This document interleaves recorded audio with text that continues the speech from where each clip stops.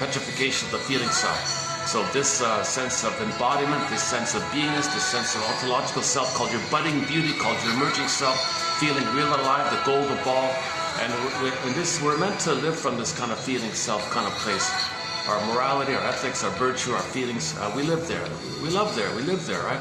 That gets frozen, kind of, it's suspended, and I call arrested development, stunted development, developmental arrest. So the imagery in this imperative is something might go frozen, or turn to stone, echo turns to a statue, or sometimes the symbolization of the feminine. So the soul, ensoulment, beingness, moon, still, yin, okay, feminine princess. Take the princess in a fairy tale as a symbol for the beingness, the feminine, the yin, okay, and then so you see in various versions in fairy tales to reflect or symbolize that our feeling self is not available to us. They have to get exiled. One common one is Miss Core, the princess core, meaning the heart of the person, the core of the person, the soul of the person, the heart of the person, Miss Core. Okay, the core self like that, the real self, the core self, authentic self. Okay, Miss Core, the princess representing this feeling self of us.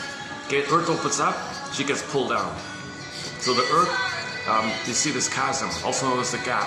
So the gap between what the baby needed and what he got. A huge gap like that, symbolized by the crack in the earth, a chasm in the earth, like a gap in the earth, and the soul had to go away. So you see, Miss Core got pulled down kind of thing. That's called repression, deep repression. So it's kind of lost deep in the brain.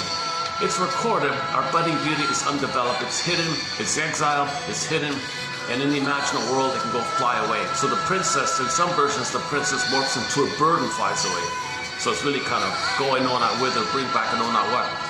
Sometimes it morphs into a fox or other kind of animal that runs away like that, a deer or something like that. It can take, this motif can take numerous forms. Sometimes the image of the princess stays in that form, but she's locked in a tower like Rapunzel, in a coma like Snow White, and so on down the line.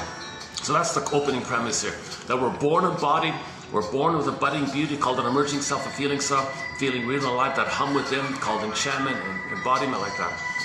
Kristen Wilson's line is, yeah, if you lose that and you don't feel embodied anymore, it's disembodied discourse that causes all these problems out there. Literally, you don't make sense. You don't make sense if you're not in your body. You're not making sense of self. You don't have the sense of self. You're not making sense without the sense of self. And it's disembodied discourse that causes all these problems. Like that Woodman's line as well, if the feminine is wounded, well, your doing is distorted. So the doing is the masculine, okay, sun, moon, okay, like that.